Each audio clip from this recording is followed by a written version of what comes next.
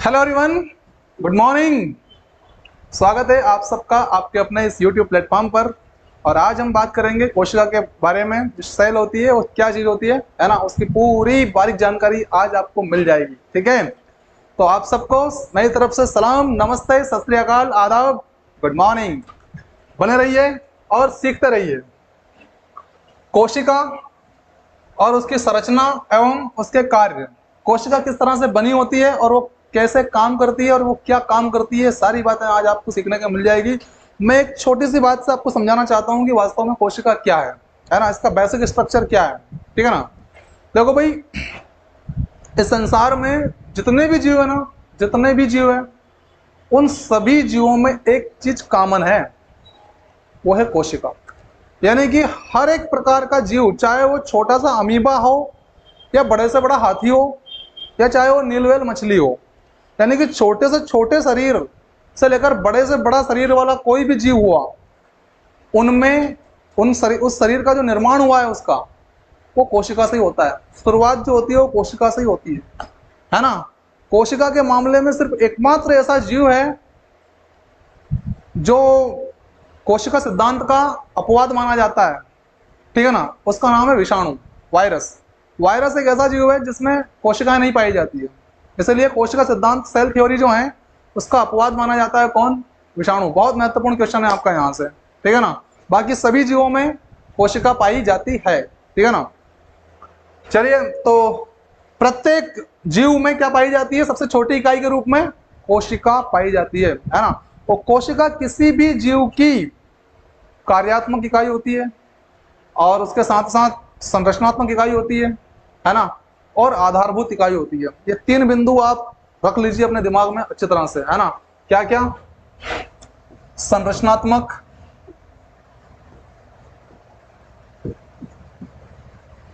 कार्यात्मक,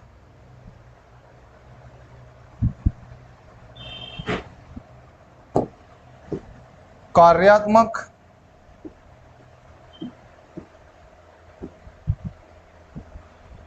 एंड आधारभूत।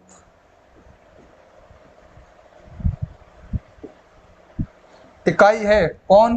किसी भी जीव की संरचनात्मक, मतलब इससे रचना होती है उस जीव की।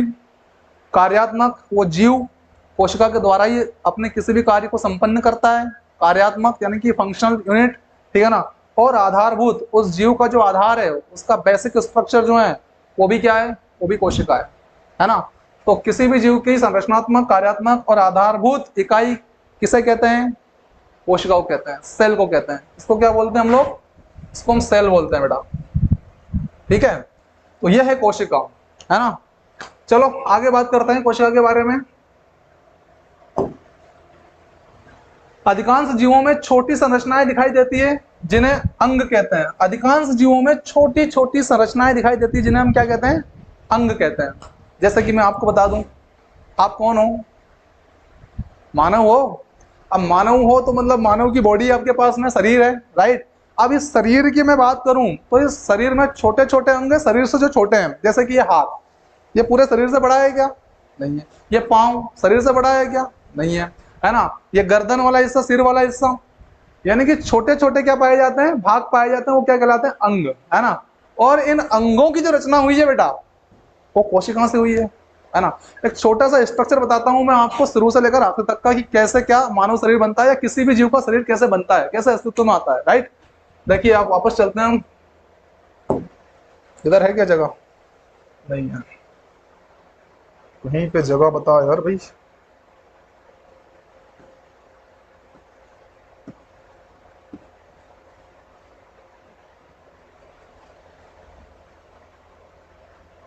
चलो यहां बताता हूं आपको मैं।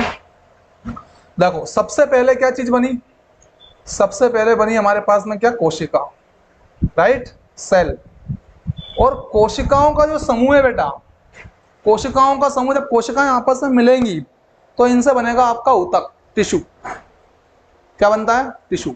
तो कोशिकाओं का समूह आगे आगे बढ़कर क्या बनाता है? ऊतक बनाता है, टिश्यू बनाता है, राइट। और जो ऊतक होता है, ऊतकों का समूह, the group of tissues, that is called off organs. ठीक है ना। तो यानी कि ऊतकों का जो समूह होता है वो फिर क्या बनाता है, अंग बनाता है। क्या बनाता है, आपके ऑर्गन बनाता है, राइट। फिर ये सारे के सारे अंग जो हैं ये मिलकर क्या बनाएंगे, शरीर तंत्र बनाएंगे, बॉडी सिस्टम बनाएंगे, या कह सकते हैं आप लोग सीधे तौर पे शरीर बनेगा आपका। अंगों से मिलकर क्या बना है आपका ये स्ट्रक्चर, समझ में आया। सबसे छोटी यूनिट कौन सी है इसमें, कोशिका ही है ना। तो जीवों की सबसे सूक्ष्मतम इकाई, लघुत्तम इकाई क्या कहलाती है, सेल या कोशिका कहलाती है, राइट। ओके, चलिए वापस आते हैं वहीं पे। अधिकांश जीवों में छोटी संरचनाएं दिखाई देती है जिन्हें अंग कहते हैं। क्या कहते हैं उन्हें, छोटी छोटी संरचनाओं के, जो छोटे छोटे जीव रहते हैं ना, जितने छोटे जीव होंगे उनमें उतने ही छोटे क्या पाए जाएंगे, अंग पाए जाएंगे, राइट। सर्वप्रथम कार्क की कोशिकाओं की खोज रॉबर्ट हुक ने 1665 में की थी। कार्क की कोशिकाओं का मतलब क्या, एक बोतल है, उस बोतल का जो कार्क होता है उसमें देखा गया था क्या, कोशिका। और ये कोशिका रॉबर्ट हुक ने 1665 में खोज की थी, जो कि एक मृत कोशिका थी। कैसी थी, मृत कोशिका थी, ठीक है ना। ओके, सभी अंग और भी छोटे भागों में से बने हैं। किसी जीव की सूक्ष्मतम जीवित रचना को कोशिका कहते हैं बेटा। देखो अभी बताया मैंने आपको, किसी जीव की सूक्ष्मतम सबसे छोटी से छोटी जो रचना होती है, जीवित रचना जो होती है, उसको कोशिका कहते हैं, ठीक है।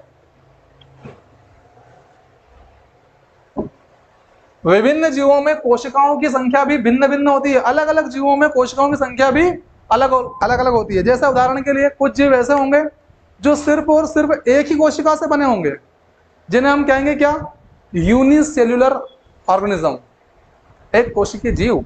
और कुछ जीव ऐसे हैं जैसे आप, जो लाखों कोशिकाओं से मिलकर बने हैं, इसलिए आप कहलाते हैं बहुकोशिकीय जीव, अर्थात मल्टी सेल्युलर ऑर्गेनिज्म, राइट। कोशिकाओं की विविध आकृतियां एवं आकार परिलक्षित होते हैं। कोशिकाएं अलग अलग आकार की होती है। कुछ कोशिकाएं छड़नुमा हो सकती है, कुछ कोशिकाएं स्तंभाकार हो सकती है, कुछ कोशिकाएं क्यूबॉइडल हो सकती है, क्यूब के आकार की हो सकती है ना। ऐसे अलग अलग प्रकार, कुछ कोशिकाएं, ज्यादातर कोशिकाएं गोलाकार होती है ना। तो कोशिकाओं के अलग अलग क्या होते हैं, आकार होते हैं, ठीक है। कुछ कोशिकाएं बहुत बड़ी है जिन्हें हम नग्न आंखों से देख सकते हैं, जैसे मुर्गों का अंडा। मुर्गों का अंडे से मतलब यह है इसका शुतुरमुर्ग का अंडा, मुर्गे का अंडा भी हो सकता है। लेकिन सबसे बड़ी कोशिका की अगर बात करें हम, तो वो सबसे बड़ी कोशिका जो है बेटा, वो है शुतुरमुर्ग का अंडा। किसका अंडा है, जिसकी जो आमाप होती है ना शुतुरमुर्ग अंडे की, वो 170 mm होता है, जो कि सबसे बड़ी कोशिका का प्रतिनिधित्व करता है। तो अगर आपसे पूछे कि बताइए सबसे बड़ी कोशिका का नाम क्या है, तो आप बताएंगे सर शुतुरमुर्ग का अंडा, जिसका आमाप अर्थात जिसका मेजरमेंट जो होता है वो 170 mm का होता है, ठीक है ना। समझ में आ गया। देखना हो अगर आपको शुतुरमुर्ग का अंडा, तो आप इंदौर के चिड़ियाघर में जा सकते हैं, वहां पे आपको कितने बड़े अंडे दिख जाएंगे, कितने बड़े अंडे रहते हैं। मेरे मोबाइल में भी है, अब नहीं खोल सकता लेकिन उसको मैं, है ना। आप वहां चले जाइए, देख लीजिए, है ना। ओके, आगे बात करें। अगला है हमारा, कुछ जीव मात्र एक कोशिका के एवं अन्य जीव अनेक कोशिकाओं के बने होते हैं। यह भी बताया मैंने, कुछ जीव सिर्फ एक कोशिका से बने हैं, और कुछ ऐसे होते हैं जो बहुत सारी कोशिकाओं के बने होते हैं, लाखों की संख्या में उनमें कोशिकाएं होती है, राइट। एक कोशिकीय जीवों में एकल कोशिका ही वे सभी मूलभूत प्रकार करती है जो बहुकोशिकीय जीवों में विशिष्ट कोशिकाओं के समूह द्वारा संपादित की जाती है।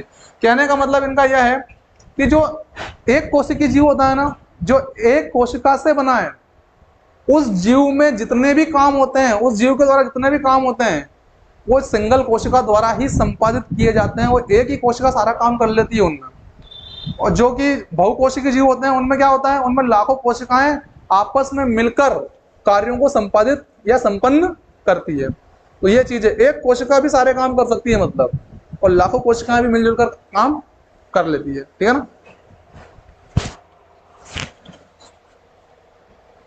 कोशिका के 3 प्रमुख अंग होते हैं भैया। कोशिका के 3 प्रमुख क्या होते हैं, ऑर्गन्स होते हैं, अंग होते हैं। देखिए आप लोग, नंबर 1 कोशिका झिल्ली, सेल मेम्ब्रेन जो होती है वो। दूसरी कोशिका द्रव्य अर्थात साइटोप्लाज्म, राइट। और जिसमें छोटी छोटी संरचनाएं पाई जाती है। जो साइटोप्लाज्म होता है ना, उसमें छोटी छोटी संरचनाएं पाई जाती है कोशिका द्रव्य के अंदर, है ना। और तीसरा है हमारा केंद्रक, है ना, न्यूक्लियस। तो ये तीन मेन रचनाएं हैं, तीन मेन अंग है किसके, कोशिका के। तो प्रश्न आपका बनता है यहाँ से, बताइए कोशिका के कितने प्रमुख अंग होते हैं? तीन अंग होते हैं। कौन कौन से? कोशिका झिल्ली नंबर 1, नंबर 2 कोशिका द्रव्य, नंबर 3 केंद्रक, है ना। आपको बता दूं मैं चित्र के माध्यम से यहाँ पर कि ये तीनों चीजें कहाँ और किस अवस्था में होते हैं। तो देखिए आप लोग, ये जो सबसे बाहरी आवरण है बेटा, ये सेल मेम्ब्रेन है, कोशिका झिल्ली है, ठीक है। उसके बाद ये जो बीच का सेंटर वाला पॉइंट है, ये इसको हम कहते हैं क्या, न्यूक्लियस, अर्थात केंद्रक होता है। और ये केंद्रक का आवरण है, ये बीच में जो खाली जगह दिख रही है ना आप लोगों को, ये केंद्रक है।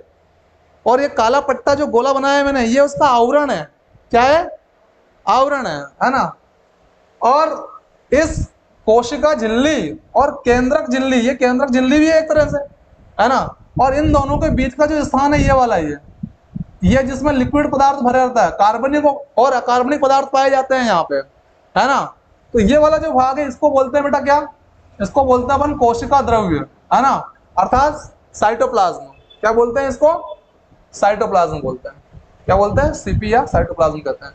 संरचना समझ में आ गई, तीनों अंग समझ में आ गए। सबसे बाहरी भाग कोशिका झिल्ली, उसके अंदर वाला कौन सा, ये साइटोप्लाज्म अर्थात कोशिका द्रव्य, और सबसे मध्यस्थ भाग जो होता है बीच का, वो होता है केंद्रक, जो कि सबसे मेन भाग होता है किसी कोशिका का, क्योंकि केंद्रक ही वह भाग होता है जो कि कोशिका संबंधित समस्त कार्यों में भाग लेता है और कई सारे कार्यों को संपादित करता है। और समस्त कोशिका में एक प्रबंधक की भांति काम करता है, एक मैनेजर की तरह काम करता है। कौन? केंद्रक। ठीक है, चलिए आगे बात करते हैं। केंद्रक और कोशिका द्रव्य को केंद्रक झिल्ली परस्पर अलग करती है। देखो चित्र से ही समझना पड़ेगा आप लोगों को यहाँ पे बार बार, ठीक है। देखो क्या बोला, केंद्रक और कोशिका द्रव्य को, अर्थात ये केंद्रक है आपका, है ना, और ये वाला भाग कौन है, ये कोशिका द्रव्य वाला भाग है। ये द्रव, द्रव का मतलब क्या, लिक्विड, है ना, और ये केंद्रक अंदर वाला। तो केंद्रक और कोशिका द्रव्य को केंद्रक झिल्ली परस्पर अलग करती है एक दूसरे से। ये केंद्रक की झिल्ली है ना, ये गोल गोल, ये केंद्रक झिल्ली है ना, तो ये अलग कर देती है इन दोनों को। ये केंद्रक वाला भाग जो गैप दिख रही है बीचों बीच, ये केंद्रक, और ये केंद्रक, ये कोशिका द्रव्य, इन दोनों को अलग करने वाला पार्ट कौन है? केंद्रक झिल्ली। ठीक है, यस। कोशिका जिसमें सुगठित केंद्रक नहीं होता, अर्थात केंद्रक झिल्ली अनुपस्थित होती है, वह प्रोकैरियोटिक कोशिका कहलाती है। ध्यान रखिएगा, ऐसी कोशिका जिसमें केंद्रक के ऊपर आवरण नहीं पाया जाता है, अर्थात केंद्रक झिल्ली नहीं होती है, वो प्रोकैरियोटिक कोशिका होती है। दो तरह की मेन कोशिकाएं होती है, एक होती है प्रोकैरियोटिक कोशिका और दूसरी होती है यूकैरियोटिक कोशिका। तो प्रोकैरियोटिक कोशिका में क्या होता है, स्पष्ट केंद्रक का अभाव होता है। क्यों? क्योंकि वो आवरण नहीं होता है ना। और जो यूकैरियोटिक कोशिका होती है, उसमें स्पष्ट केंद्रक होता है, यानी कि उसके ऊपर केंद्रक झिल्ली दोहरे आवरण बनाती है। ठीक है ना। देखो उदाहरण के तौर पर यहाँ बताता हूँ मैं आपको इसको। ये प्रोकैरियोटिक कोशिका है। अब आपको कहीं पे केंद्रक स्पष्ट दिख रहा है क्या? इसमें नहीं दिख रहा है। देखो यहाँ पे केंद्रक स्पष्ट दिख रहा है, आपको दिख रहा है ना, लेकिन यहाँ पे दिख रहा है क्या केंद्रक स्पष्ट? नहीं दिख रहा है। इसको बोलते हैं प्रोकैरियोटिक कोशिका। और वहीं पे अगर ये स्थिति बनती है आपके सामने, जैसे ये वाली, तो ये यूकैरियोटिक कोशिका हो गई। क्यों? क्योंकि केंद्रक के ऊपर क्या है, आवरण है, और केंद्रक क्लियर दिख रहा है कि ये यहीं पे केंद्रक है। यह है यूकैरियोटिक कोशिका और यह है प्रोकैरियोटिक कोशिका। क्लियर हो गया अंतर, है ना। पादप कोशिका जंतु कोशिका से भिन्न है, बिल्कुल। प्लांट सेल्स जो होगी वो एनिमल सेल्स से क्या होगी, डिफरेंट होगी, भिन्न होगी, है ना। और होती है क्योंकि इसमें कोशिका झिल्ली के बाहर कोशिका भित्ति पाई जाती है, मतलब एक और आवरण होता है प्लांट सेल में। ठीक है ना। देखो भाई, जैसे कि ये क्या हो गई, मान लो एक उदाहरण मानते हैं कि ये प्लांट सेल है ना। अब प्लांट सेल में क्या होता है कि एक चीज और रहती है भाई, ये क्या चीज है सर? तो कोशिका झिल्ली के ऊपर एक आवरण और होता है, उसको हम क्या बोलते हैं भाई? कोशिका झिल्ली के ऊपर का जो आवरण होता है, जो किस में पाया जाता है? पादपों में पाया जाता है। किस में पाया जाता है? पादपों में, है ना। इसको बोलते हैं हम कोशिका भित्ति, इसको बोलते हैं हम लोग सेल वॉल। क्या बोलते हैं? तो पहले सेल वॉल होगा, क्या होगा? Cell wall. और सेल वॉल के अंदर इनमें क्या होगा? सेल मेम्ब्रेन होगा। क्या होगा? और फिर वही कोशिका द्रव्य, फिर वही केंद्रक, फिर वही केंद्रक द्रव्य, फिर वही केंद्रक आवरण, है ना, ये सारी चीजें हैं। तो ये अलग होता है किसमें, पादप कोशिकाओं में। पादप कोशिकाओं में कोशिका भित्ति पाई जाती है, लेकिन जंतु कोशिकाओं में ध्यान रखना कोशिका भित्ति नहीं पाई जाती है, सीधे कोशिका झिल्ली पाई जाती है। ठीक है,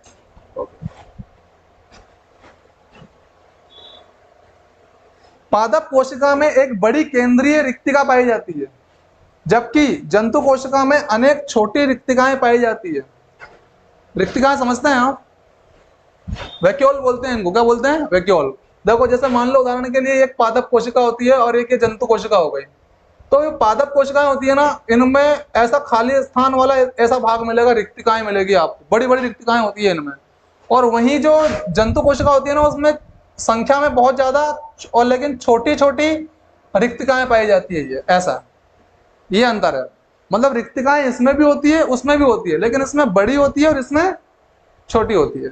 संख्या में अधिक होती है इधर जंतुओं में और इधर संख्या में कम होती है। ठीक है ना, पादप कोशिकाओं में ये लिखा हुआ है। रंगीन संरचनाएं जिन्हें हम प्लास्टिड कहते हैं, केवल पादप कोशिकाओं में ही पाए जाते हैं। हरे प्लास्टिड जिनमें क्लोरोफिल पाया जाता है, क्लोरोप्लास्ट कहलाते हैं। देखो भैया, आपकी जो पादप कोशिका होती है ना, उसमें लवक नाम का एक अंग पाया जाता है, लवक, उसको बोलते हैं प्लास्टिड। क्या बोलते हैं, प्लास्टिड। ठीक है ना, तो ये एक ऐसी रचना होती है, प्लास्टिक की है। ठीक है ना, और इसमें ये लवक जो होता है ना, 3 तरह के होते हैं। कितने प्रकार के होते हैं, 3 तरह के लवक होते हैं। एक होता है अवर्णी लवक, और दूसरा होता है वर्णी लवक, और तीसरा होता है हरित लवक। और ये सिर्फ और सिर्फ पादप कोशिकाओं में ही पाए जाते हैं। अवर्णी लवक, वर्णी लवक और हरित लवक, है ना। ल्यूकोप्लास्ट, क्रोमोप्लास्ट एंड क्लोरोप्लास्ट, 3 तरह के लवक होते हैं। ठीक है, तो जो हरित लवक होता है ना, उसके अंदर क्लोरोफिल पाया जाता है, जो कि प्रकाश संश्लेषण के लिए बहुत ज्यादा महत्वपूर्ण होता है। ठीक है ना, और उसी के सहयोग से क्या होता है, उसी के सहयोग से आपका प्लांट जो होता है वो भोजन बना पाता है। इसीलिए हरित लवक को पादप कोशिका की रसोई कहा जाता है। पादप कोशिका की रसोई कहा जाता है किसको, हरित लवक को। ये यहाँ लिखा भी है, देखो। रंगीन संरचना जिन्हें प्लास्टिड, प्लास्टिड मतलब लवक कहते हैं, केवल पादप कोशिका में ही पाई जाती है। लवक कहाँ पाए जाएंगे, पादप कोशिकाओं में, है ना। हरे प्लास्टिड, है ना, जिनमें क्लोरोफिल पाया जाता है। हरे प्लास्टिड मतलब वही, कौन सा, हरित लवक, है ना, जिनमें क्लोरोफिल पाया जाता है, वो क्या कहलाता है, क्लोरोप्लास्ट कहलाता है। और इसी के अंदर क्या बनता है, इसी के अंदर भोजन बनाने की प्रोसेस होती है ना।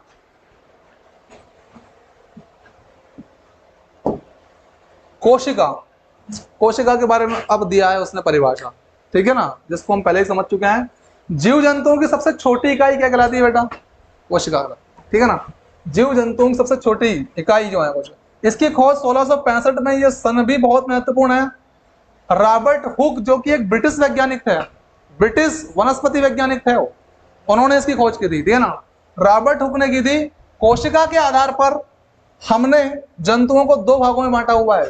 कोशिका के आधार पर जंतु कितने भागों में बटे हुए हैं, 2 भागों। ठीक है, एक तो होते हैं एक कोशिकीय जंतु और एक होते हैं बहुकोशिकीय जंतु, है ना। तो एक कोशिकीय वे जंतु जो एक ही कोशिका के बने हुए हैं, एक कोशिकीय जंतु कहलाते हैं। जैसे कि अमीबा और पैरामेशियम, ये उदाहरण है आपके सामने। अमीबा पैरामेशियम में सिर्फ एक ही कोशिका पाई जाती है।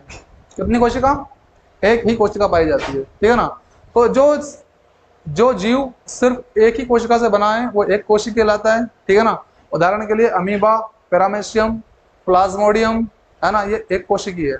ठीक है, बहुकोशिक की बात करें, वे जीव जिनका शरीर एक से अधिक कोशिकाओं से मिलकर बना है, ठीक है ना, से बना होता है, बहुकोशिक कहलाते हैं।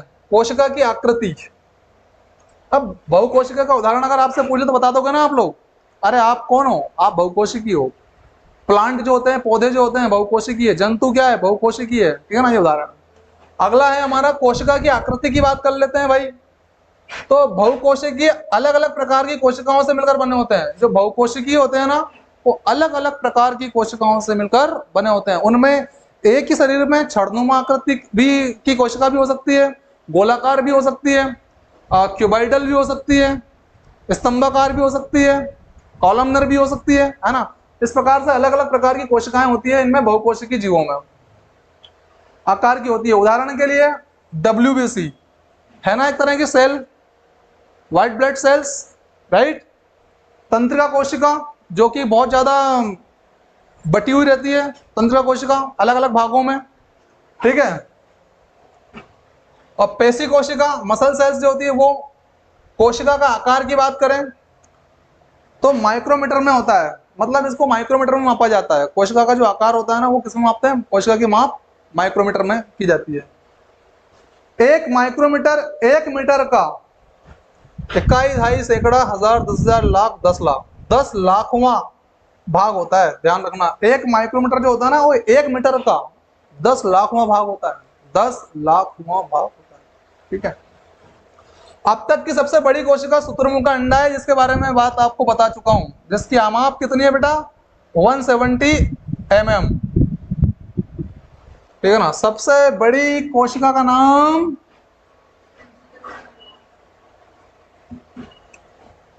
ओके, ये देखो तंत्रिका कोशिका का चित्र बताया गया है यहाँ पे। गोलाकार रक्त कोशिकाएं, ये देखो गोलाकार रक्त कोशिकाएं, ब्लड सेल्स जो होती है वो, ठीक है ना।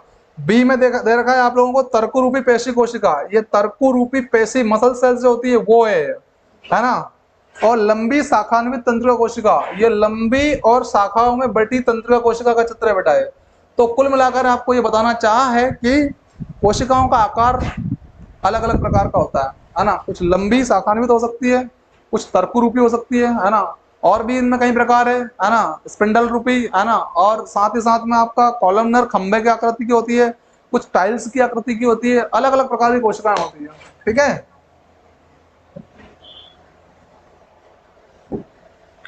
कोशिका के भाग, कोशिका झिल्ली। कोशिका झिल्ली कोशिका के बाहरी हिस्से में पाई जाती है, एक कोशिका को बाहरी वातावरण से सुरक्षित रखने का कार्य करती है। अभी मैंने चित्र से आपको बताया था, ये कोशिका की झिल्ली है भाई।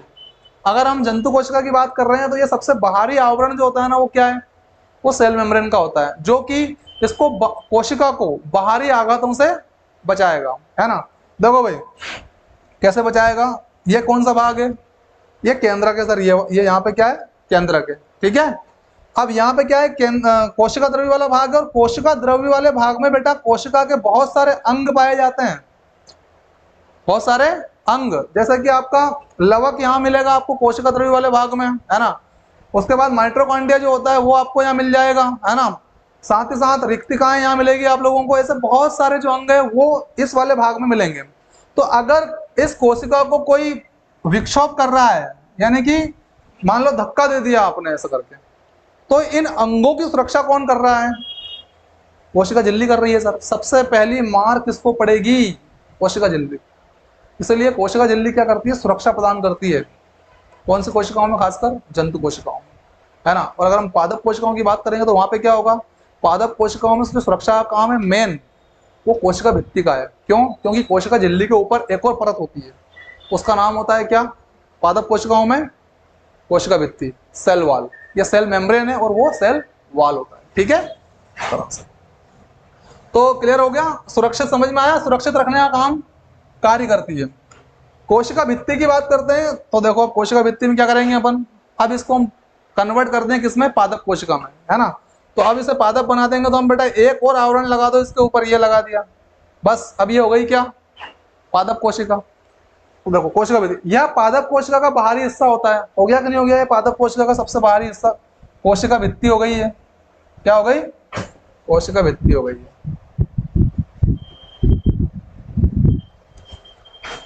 कोशिका भित्ति केवल पेड़ों के अंदर पाई जाती है, बार बार यही कह रहा हूं आपसे, पादप में पाई जाती है, पादप में पाई जाती है, पादप में पाई जाती है। कौन, कोशिका भित्ति।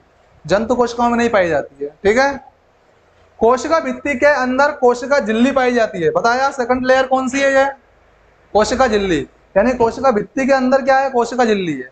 मतलब कोशिका झिल्ली आपके प्लांट सेल्स में पाई जाती है, ठीक है ना।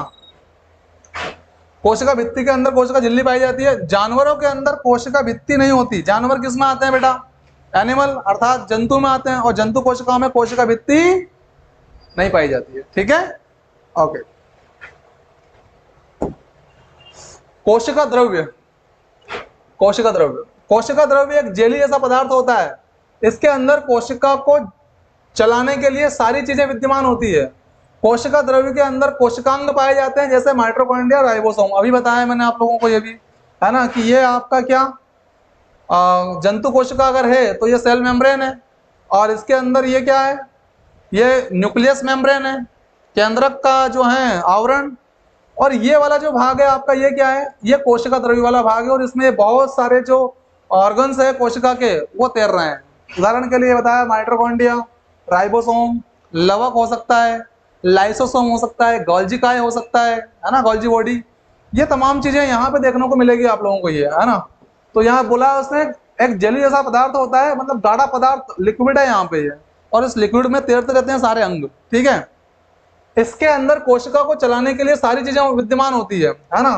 मतलब कोशिका के जो पैर वगैरह जो होते हैं ना चलाने के लिए, सॉरी पैर के लिए अलग चीज इस्तेमाल होगी, चलाने का मतलब यहाँ पर इससे है कि जैसे आप लोगों को चलाने के लिए ऊर्जा की आवश्यकता होती है कि नहीं होती है, ऐसी ऊर्जा की सारी व्यवस्था यहाँ पे की गई है। माइटोकॉन्ड्रिया है जहाँ पे ऑक्सीकरण होता है, ठीक है ना, ऊर्जा उत्पन्न होगी, इसलिए माइटोकॉन्ड्रिया को क्या कहते हैं, कोशिका का पावर हाउस, राइट, ऊर्जा घर कहते हैं। तो ये सारी व्यवस्था यहाँ पे कर दी गई है, कहाँ पे, कोशिका द्रव्य वाले भाग। केंद्रक की बात कर लेते हैं।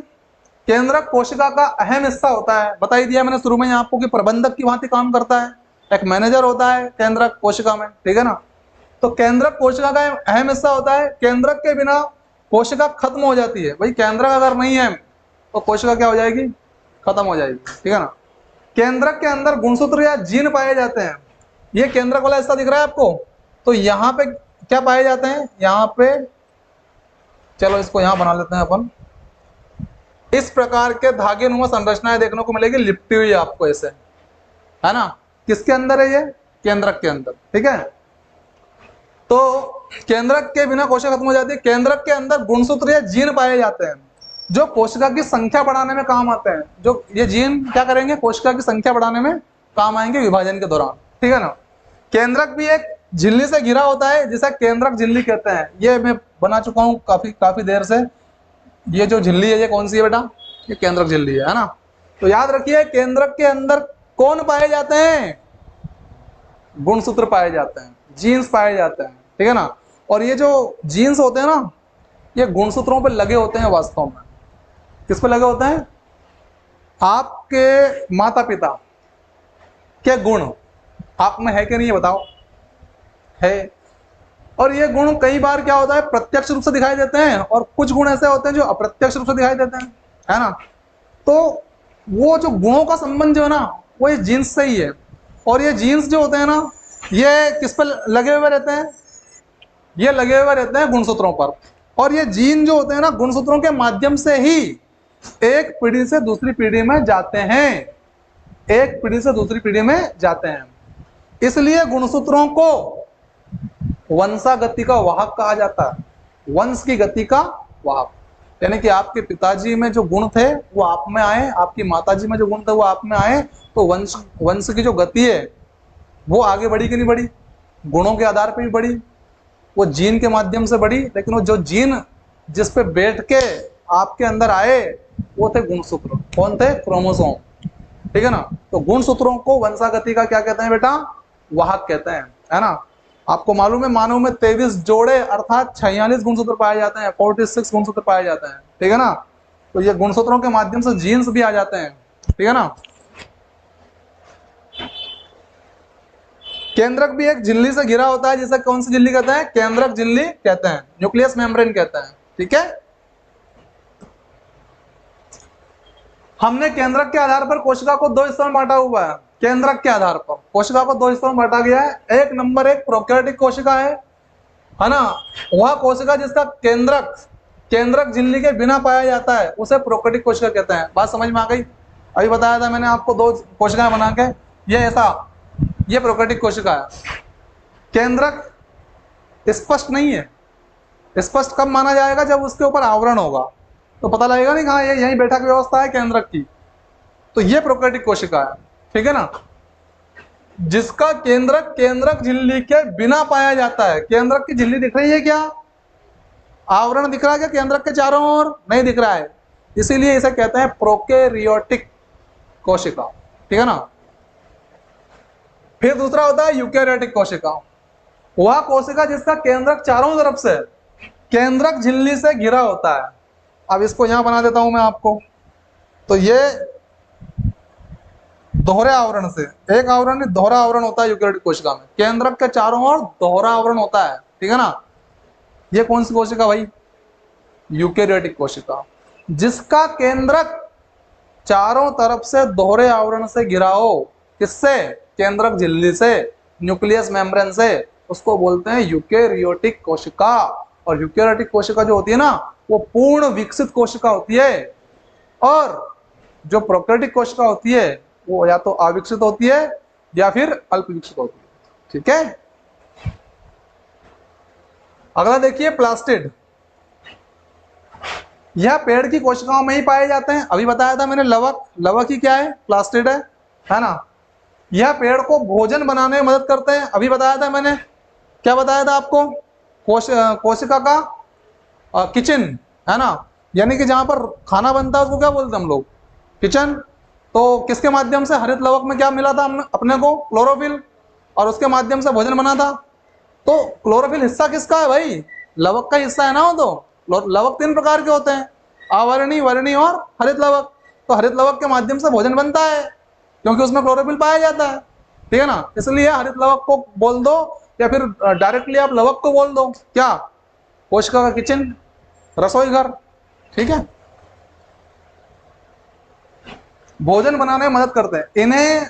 इन्हीं की वजह से पत्तों का रंग हरा होता है, ठीक है ना। क्लोरोफिल के कारण क्या होता है, या लवक के कारण पत्तों का रंग हरा होता है, जिसे हम क्लोरोप्लास्ट या हरित लवक भी कहते हैं। इस हरित लवक की वजह से क्या होता है? हरित लवक की वजह से पत्तों का रंग कैसा होता है? हरा होता है, ठीक है ना। पादप और जंतु कोशिका की तुलना का रेखा चित्र दिया है क्या? ये दिया है, ये देखो, ये तो अमीबा और पैरामेशियम है। रेखा चित्र नहीं दिया है इसने, चलो मैं बता देता हूं आपको यहाँ पे इसी के साथ साथ। पादप और जंतु कोशिका, ये एक तो ये बना लिया अपन ने, ठीक है ना।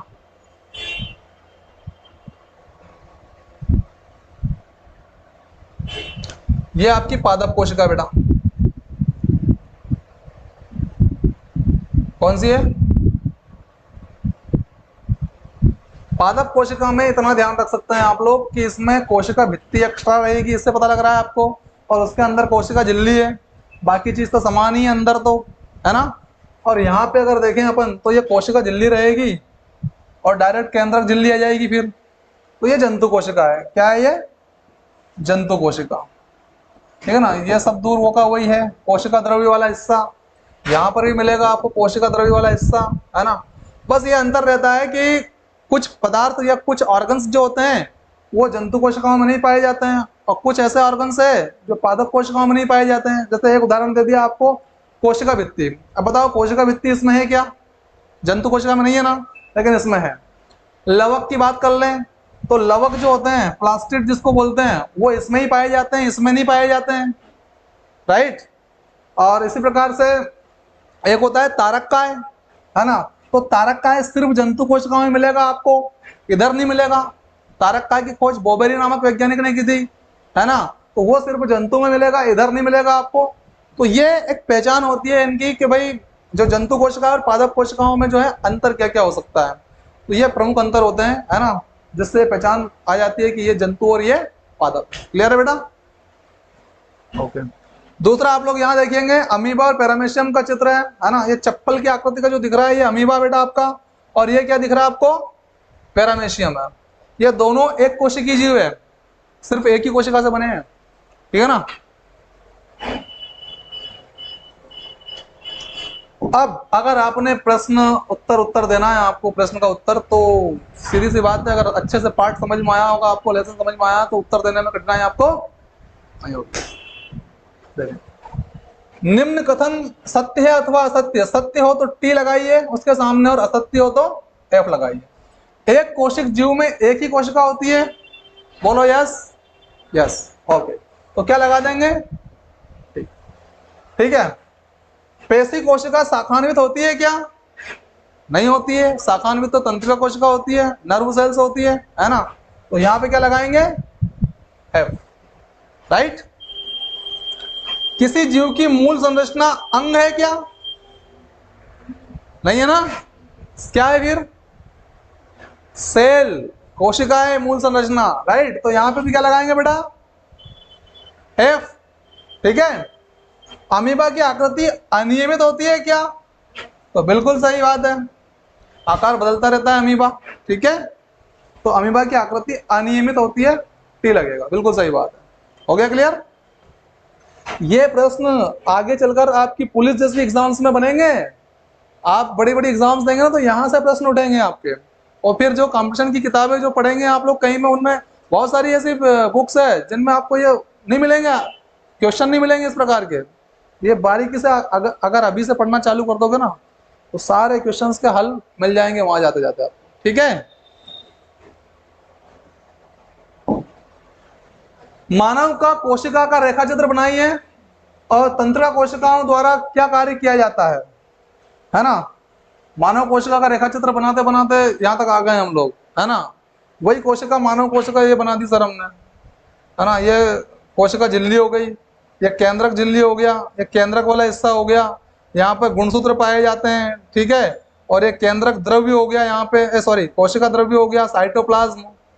ये न्यूक्लियोप्लाज्म बेटा यहाँ पे जो होता है ना, यहाँ जो लिक्विड होता है ना केंद्रक के अंदर, उसको न्यूक्लियोप्लाज्म कहते हैं, केंद्रक द्रव्य।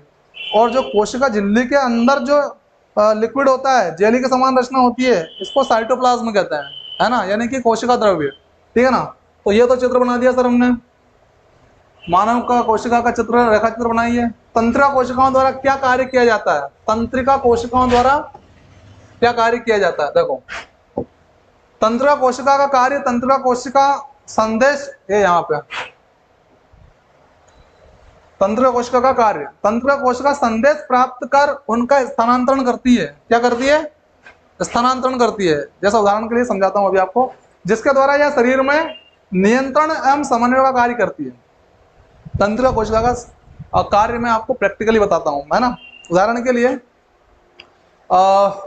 आपके पास कान है, नाक है, जीभ है, त्वचा है, सब चीजें है ना। आपको सूचनाएं इन 5 सेंसस ऑर्गन के माध्यम से ही मिलती है। हमारे पास 5 संवेदी अंग है और इन्हीं संवेदी अंगों के माध्यम से जो केंद्रीय नर्वस सिस्टम है हमारा, सेंट्रल नर्वस सिस्टम है, वहां पर सूचनाएं पहुंचती है। जैसे उदाहरण के लिए, मुझे यहाँ गाल पे इस प्रकार से मैंने छुआ, तो मुझे एहसास हो गया, मेरे नर्वस सिस्टम में सूचना पहुंच गई कि चमड़ी पे, त्वचा पे किसने टच किया। राइट। तो ये सूचना पहुंची किसके द्वारा? तंत्रिका कोशिकाओं का कहले बेटा।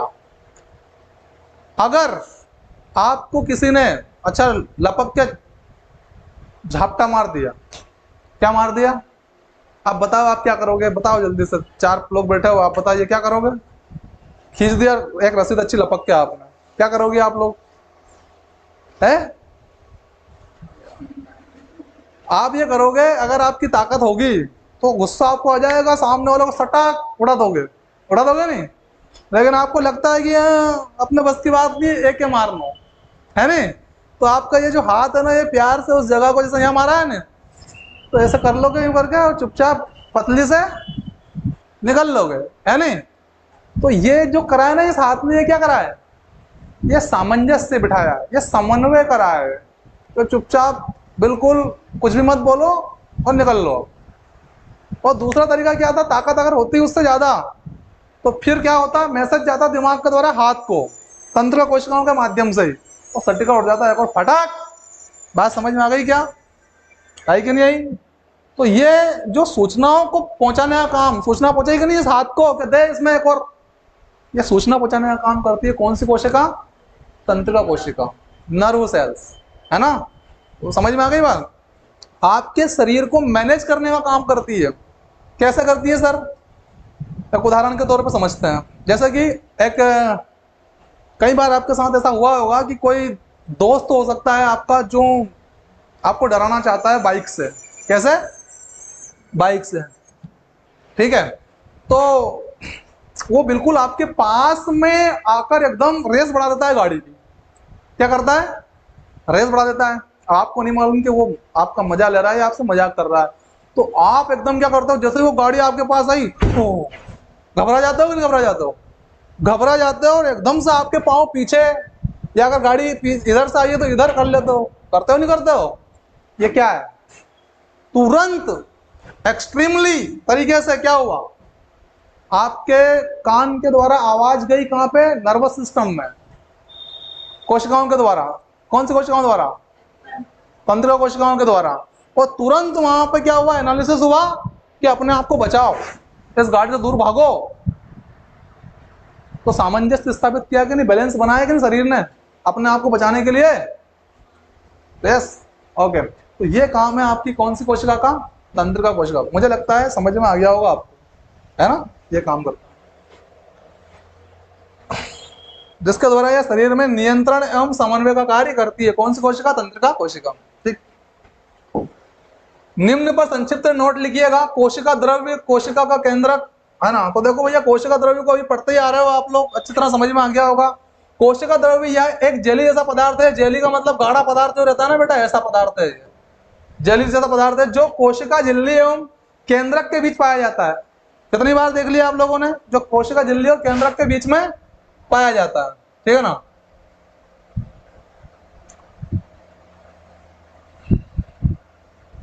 ये केंद्रक झिल्ली और ये यहाँ पे पाया जाएगा, ठीक है? कोशिका झिल्ली और केंद्रक के बीच पाया जाता है। कोशिका के अन्य संगठक या कोशिकांग कोशिका द्रव्य में ही पाए जाते हैं। अभी बताया खूब अच्छी तरह से आपको, माइटोकॉन्ड्रिया, लवक, है ना, प्लास्टिड वगैरह, राइबोसोम और गोल्जिकाए, है ना, ये सारे के सारे अंग कहाँ पाए जाते हैं?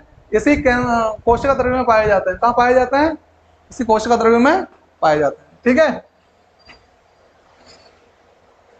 कोशिका के अन्य संगठक या कोशिकांग कोशिका द्रव्य में पाए, यह है जैसे कि माइटोकॉन्ड्रिया, गोल्जिकाए, राइबोसोम इत्यादि, ये सब कहाँ पाए जाएंगे?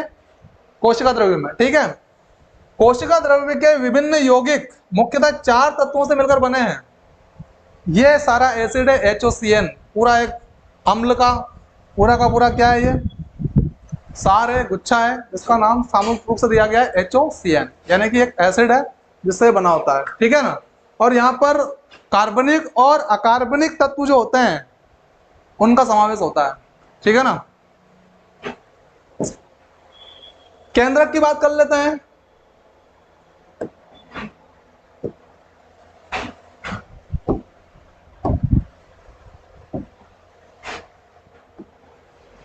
कोशिका के बीच में गोलाकार रचना केंद्रक पाया जाता है। गोलाकार रचना, ये आपकी कोशिका बेटा, और ये गोलाकार रचना हो गई, ये यहाँ, इसको बोलते हैं केंद्रक, ठीक है?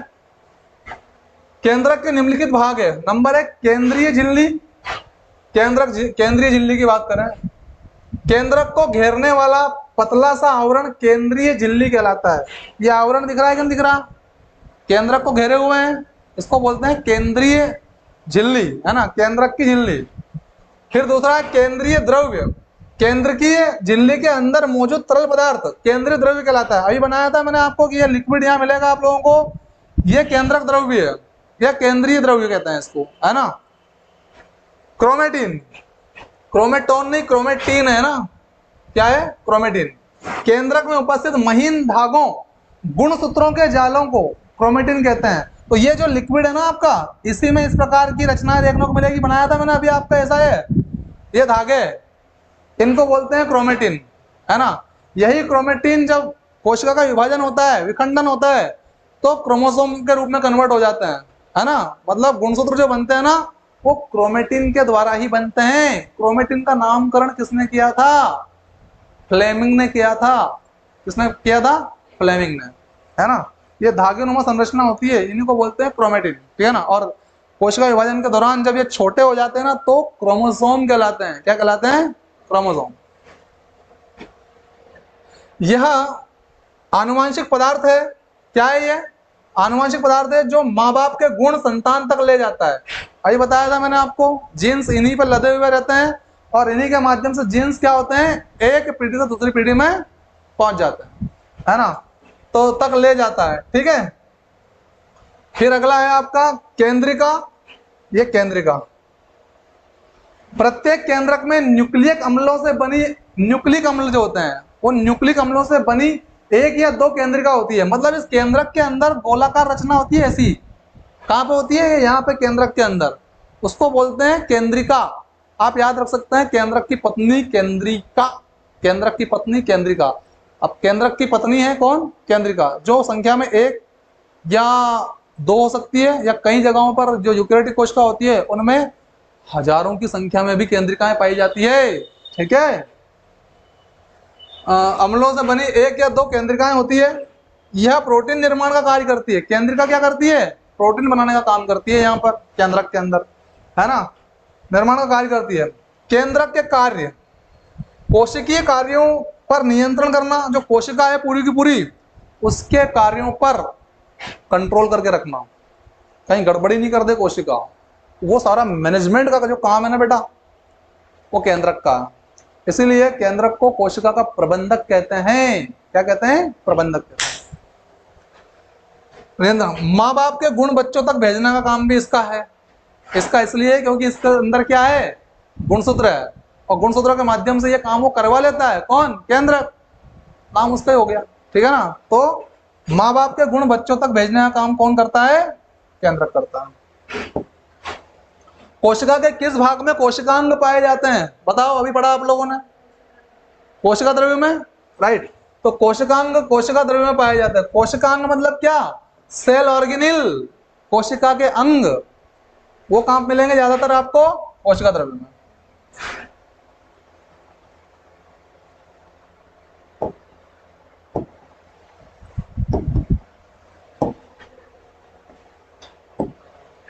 पादप कोशिका, जंतु कोशिका के रेखा चित्र बनाकर उनमें तीन अंतर बताइए भैया। देखो भैया, ये प्लांट सेल्स और ये एनिमल सेल्स, ठीक है ना। तो ये देख लो सामने सबसे बाहर क्या देख के आए हैं अभी अपन? कोशिका भित्ति, राइट। और उसके बाद में कोशिका भित्ति के अंदर ये वाला जो भाग है आपका, इसी में एक आंतरिक लेयर है। देखो सबसे बाहरी लेयर यहाँ पे देख रहे होंगे आप लोग, तो आपको दो लेयर दिख रही होगी, है ना। तो सबसे बाहर की क्या है? कोशिका भित्ति, और उसके अंदर जस्ट अंदर वाली वो कोशिका झिल्ली दिख रही है। इधर से कोशिका झिल्ली इधर भी है और इधर भी है, लेकिन इसमें आंतरिक लेयर है, इससे अंदर है, कोशिका भित्ति से अंदर है। और यहाँ पे देखेंगे आप लोग तो सबसे बाहर वाली कोशिका झिल्ली है, यहाँ कोशिका भित्ति नहीं है। किसमें? जंतु कोशिका में। ठीक है।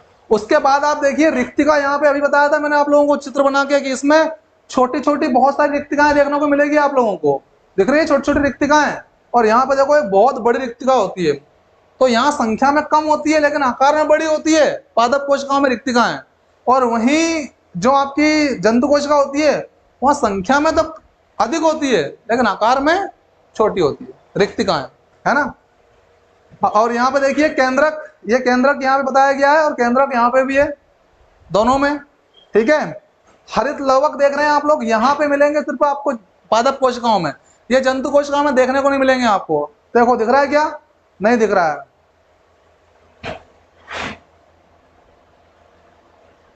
ठीक है।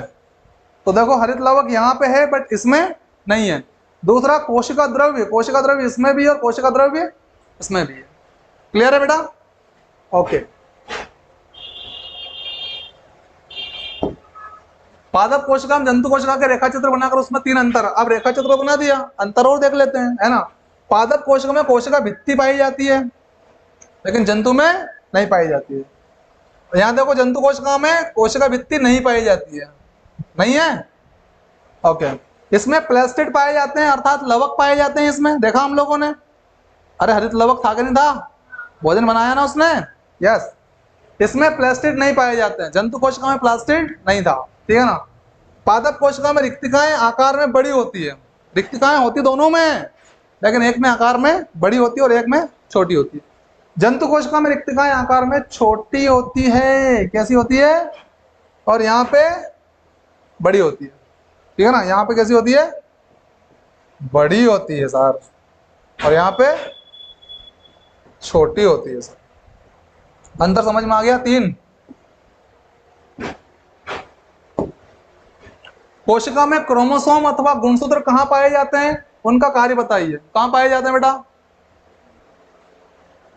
केंद्रक के अंदर पाए जाते हैं ना, यस। कोशिका में क्रोमोसोम अथवा गुणसूत्र केंद्रक में पाए जाते हैं। कहाँ पाए जाते हैं? केंद्रक में पाया जाता है। क्रोमोसोम अथवा गुणसूत्रों के कार्य, है ना, क्रोमोसोम अथवा गुणसूत्र, जीन, ये जीन अलग है और ये के अलग है। जीन के धारक है, मैंने बताया बार बार आपको कि जीन किस पे लदे हुए हैं, गुणसूत्रों पर। मतलब जो गुणसूत्र है वो धारण किए हुए हैं किसको, जीन्स को, है ना।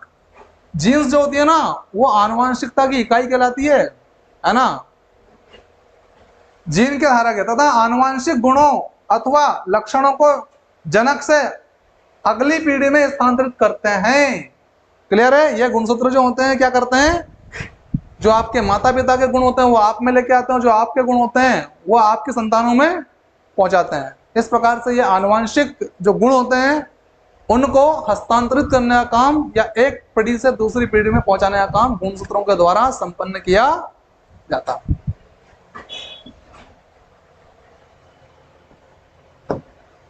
सजीवों में कोशिका मूलभूत संरचनात्मक इकाई है, समझाइए किस प्रकार से ये जीवों के शरीर की रचना करती है, ये आपको बताना है। कौन, कोशिका। हम जानते हैं कि प्रत्येक जीव जंतु एवं पादप सभी जीवों का शरीर विभिन्न प्रकार के अंग तंत्रों से मिलकर बना होता है। बिल्कुल सबके पास अपने अपने अंग होते हैं, है ना। प्रत्येक अंग पुनः छोटे छोटे भागों से बना होता है, अंग छोटे छोटे भागों से बना होता है जिसे ऊतक कहते हैं। क्लास की शुरुआत में ही मैंने आपको स्ट्रक्चर बताया था कि सबसे छोटी इकाई कौन, कोशिका, उसके बाद कौन, ऊतक, उसके बाद कौन, अंग, और उसके बाद कौन, शरीर तंत्र। राइट, यही बात उसने यहाँ बताई है कि प्रत्येक अंग पुनः छोटे छोटे भागों से बना होता है जिसे ऊतक कहते हैं। और ऊतक एक समान कोशिकाओं का वह समूह है, ऊतक एक समान सेम कोशिकाओं का वह समूह है जो एक विशिष्ट प्रकार करता है, एक विशिष्ट तरह का कार्य करता है ना।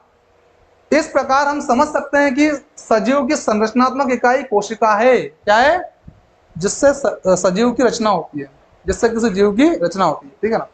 एक कोशिकीय जीव भी संपूर्णता एक कोशिका के ही बने होते हैं, पूरी तरह से एक कोशिका के ही बने होते हैं जो एक कोशिकीय जीव होते हैं वो, ठीक है। समझ में आ गई कहानी। फिर आपको पहली कंप्लीट करनी है बेटा। बताइए कि क्लोरोप्लास्ट अथवा हरित लवक केवल पादप कोशिकाओं में ही क्यों पाए जाते हैं। क्लोरोप्लास्ट जो होते हैं वो पादप कोशिकाओं में ही क्यों पाए जाते हैं। अब आपको बाईं से दाईं ओर यह कोशिका द्रव्य से एक झिल्ली द्वारा अलग होता है, कोशिका द्रव्य। अच्छा, इसका आंसर उसने नहीं दिया है, ठीक है ना। देखो भैया, हरित लवक जो होते हैं वो पादप कोशिकाओं में ही क्यों पाए जाते हैं। पार्ट अगर आपने अच्छे से पढ़ा है तो आपको क्लियर हो गया होगा।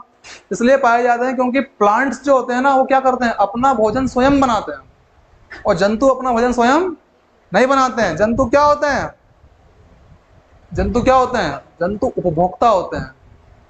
और पादप क्या होते हैं, अपना भोजन स्वयं बनाते हैं तो क्या कहलाते हैं, अरे बोलो, उत्पादक। क्या होते हैं, उत्पादक होते हैं। तो जब वो भोजन स्वयं बनाएंगे तो उनको सीधी सी बात है लवक की जरूरत पड़ेगी, हरित लवक की जरूरत उनको पड़ेगी। क्यों, क्योंकि हरित लवक के माध्यम से ही क्या हो पाएगा, प्रकाश संश्लेषण संपन्न हो पाएगा। इसलिए जो है क्लोरोप्लास्ट अथवा हरित लवक पादप कोशिकाओं की आवश्यकता है ना।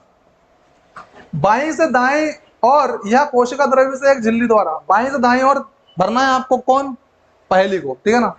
तो बाईं से दाईं और बताना है, ये यहां से अलग है। यह कोशिका द्रव्य से एक झिल्ली द्वारा अलग होता है। बताओ कौन है वो जो कोशिका द्रव्य से एक झिल्ली द्वारा अलग हो जाता है, कोशिका द्रव्य से एक झिल्ली द्वारा अलग हो जाता है। बताओ फटाफट, चलो ऑप्शन ले लो।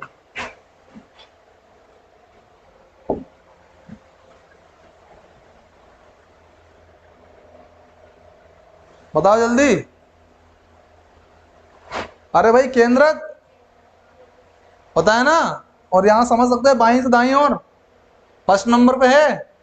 हाँ, अगला देखो प्रश्न। कोशिका द्रव्य के बीच रिक्त स्थान सजीवों की मूलभूत संरचनात्मक इकाई कोशिका द्रव्य के बीच में पाई जाती है। रिक्त स्थान सजीवों की मूलभूत संरचनात्मक इकाई ऊपर, अच्छा ये तो वही है, बाईं से दाईं ओर है ना, बाईं से दाईं ओर। प्रश्न समझ में आ गया। कोशिका द्रव्य के बीच रिक्त स्थान जो होता है और सजीवों की मूलभूत संरचनात्मक इकाई है, तो रिक्त स्थान के रूप में क्या होता है, रिक्तिका होती है। देखते हैं अपन क्या दिया है नंबर 2 पे, वही बाईं से दाईं ओर, रिक्तिका। ठीक है, बाईं से दाईं ओर।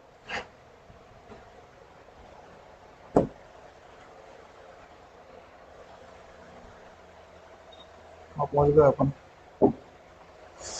ऊपर से नीचे की ओर जाना है अब आपको। यह प्रकाश संश्लेषण के लिए आवश्यक है, फोटोसिंथेसिस प्रोसेस के लिए आवश्यक है। ऊपर से नीचे की ओर बताओ क्या आवश्यक है। हरित लवक, हरित लवक ऊपर से नीचे की ओर, हरित लवक।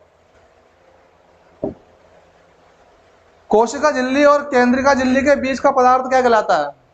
कोशिका झिल्ली और केंद्रक झिल्ली के बीच साइटोप्लाज्म, कोशिका द्रव्य, है ना। देखते हैं, ये लिखा रहा है कोशिका द्रव्य, कोशिका। क्लियर है। ओके, तो ये कंप्लीट होता है बेटा हमारा आज का सेशन। कोशिका का कैसा लगा आपको जरूर बताइए कमेंट बॉक्स में कमेंट करके। मिलते हैं हम आपसे अगले एपिसोड में। ध्यान रखिए अपना और अपनों का, और बने रहिए हमारे साथ, और लाइक शेयर एंड सब्सक्राइब करते रहिए। Thank you.